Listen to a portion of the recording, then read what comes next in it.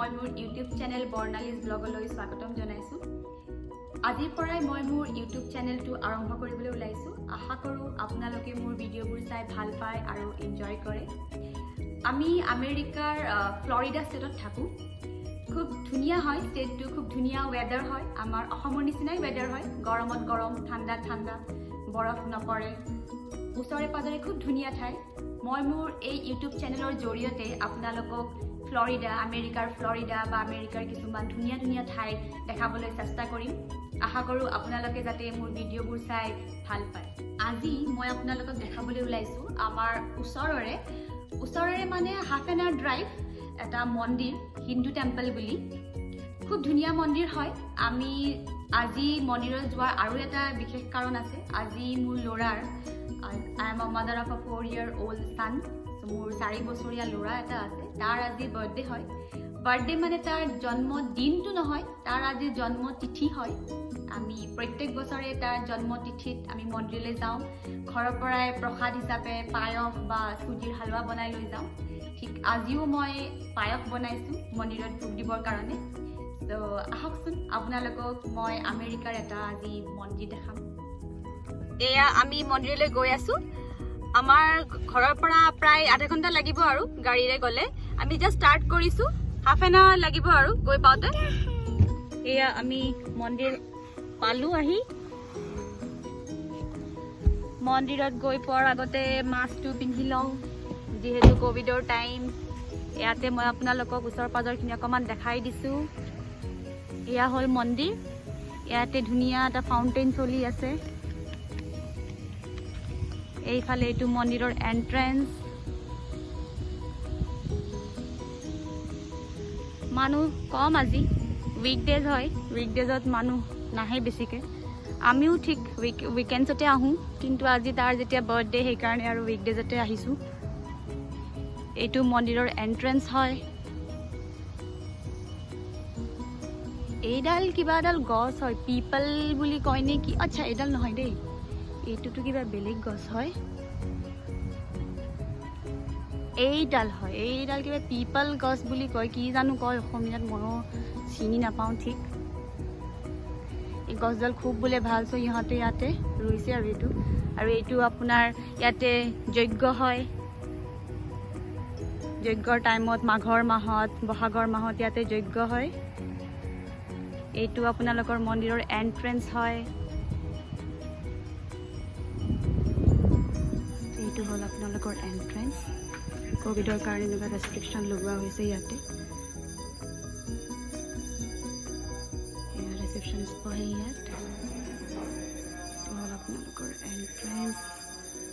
নটৰাজ ইয়াতে আৰতি হৈ আছে, গধূলিৰ আৰতি হৈ আছে ইয়াতে। এইটো আপোনাৰ মন্দিৰৰ ভিতৰত।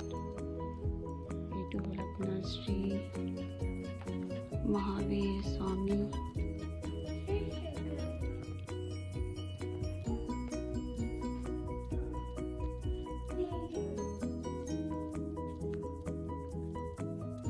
ইয়াত বিভিন্ন ধৰণৰ মূৰ্তি সজাই থোৱা হৈছে। ক'ভিডৰ কাৰণে অলপ ৰেষ্ট্ৰিকশ্যন লগাই থৈছে ইয়াতে। এইটো আপোনাৰ লৰ্ড শিৱা।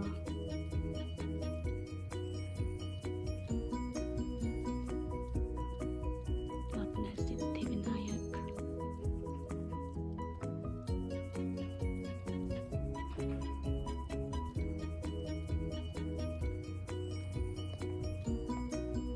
আপোনাৰ লৰ্ড ভেংকটেশ্বৰা।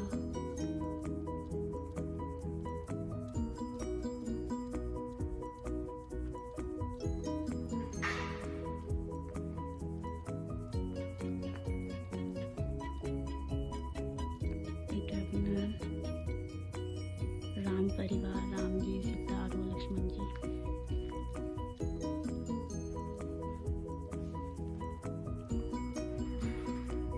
এইটো আপোনাৰ ৰাধে কৃষ্ণ।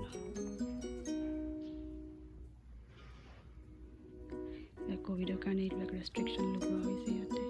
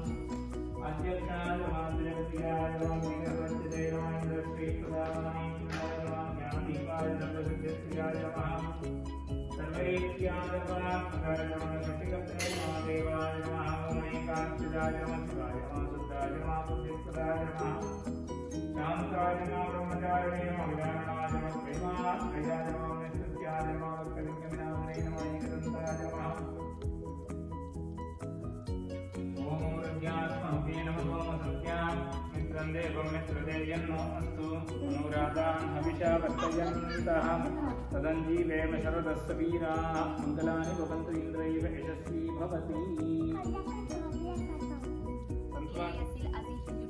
এতিয়া আমি ঘৰলৈ আহি পালোঁ।